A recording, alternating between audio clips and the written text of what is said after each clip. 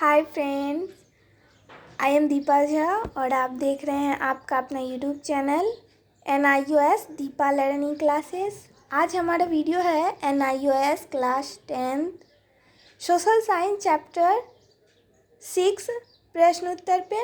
Video शुरू करने से पहले अगर आप अभी हमारे चैनल को सब्सक्राइब नहीं किए हैं तो सब्सक्राइब कर लीजिए और लाइक कर दीजिए और बेल आइकन ज़रूर दबा दीजिए ताकि मेरे हर वीडियो का नोटिफिकेशन आप तक सबसे पहले पहुंचे। तो चलिए हम पढ़ना शुरू करते हैं।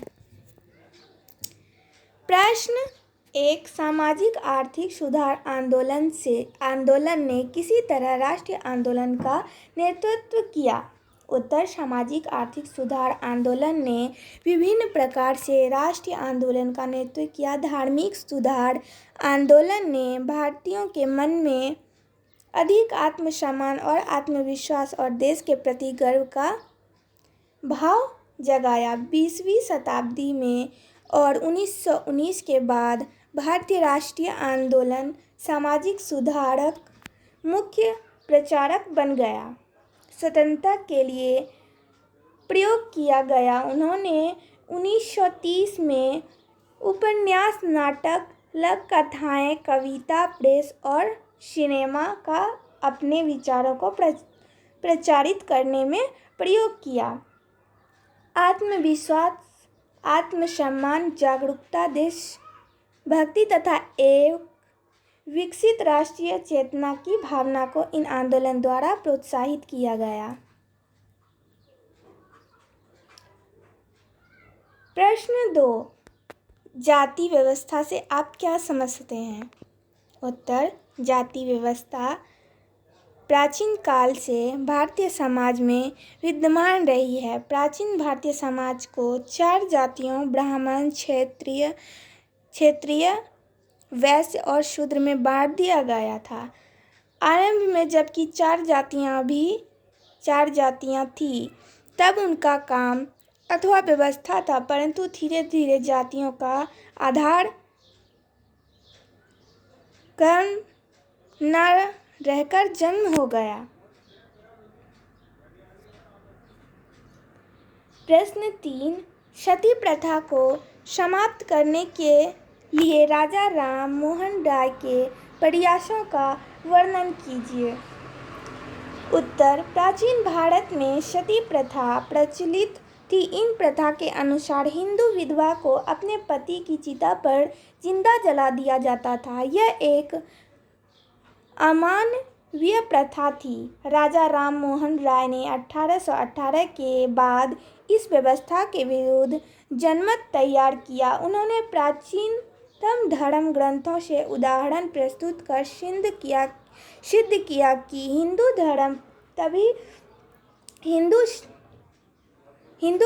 सभी प्रथा के विरुद्ध था। उन्होंने सती प्रथा के विरुद्ध जनमत तैयार करने के लिए सभाएं करते, जुलूस निकालते तथा प्रार्थना पत्र भेजते थे। अंत उनके प्रयासों से 4 दिसंबर 1829 को इस प्रथा को गैर कानूनी घोषित कर दिया गया।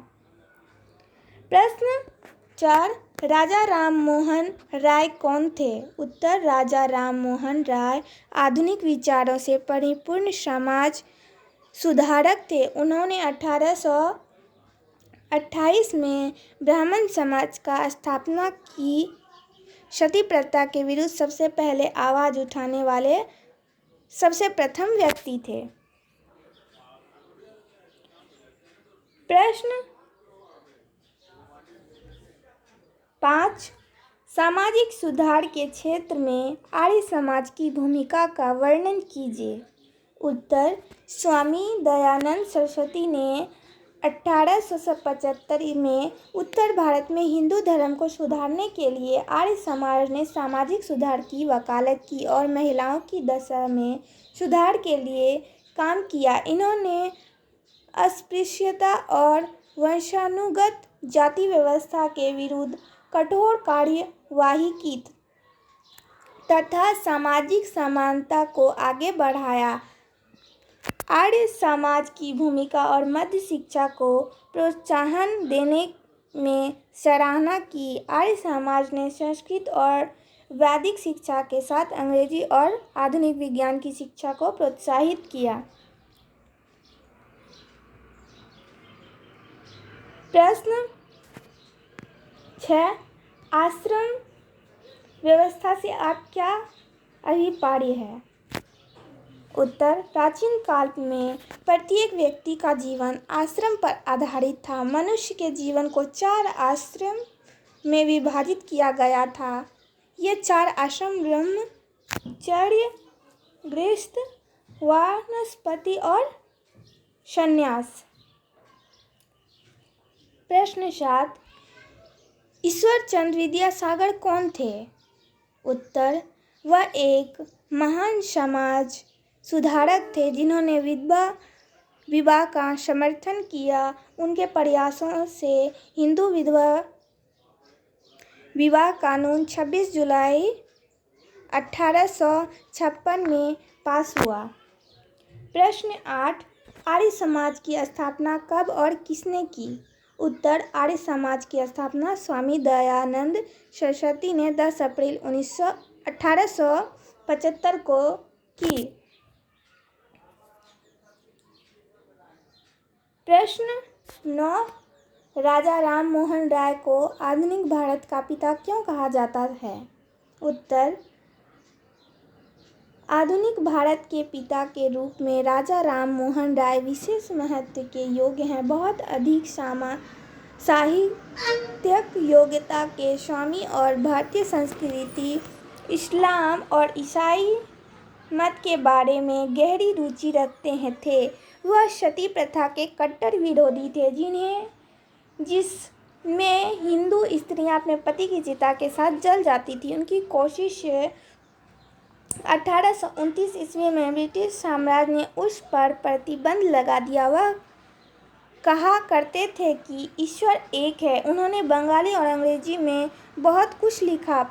वह अंग्रेज शिक्षा को विकसित करने के भी पक्ष में थे। उन्होंने ब्राह्मण समाज की स्थापना की जो हिंदू धर्म को शुद्ध करने और ईश्वर पर विश्वास की शिक्षा देता था। उन्होंने मूर्ति पूजा का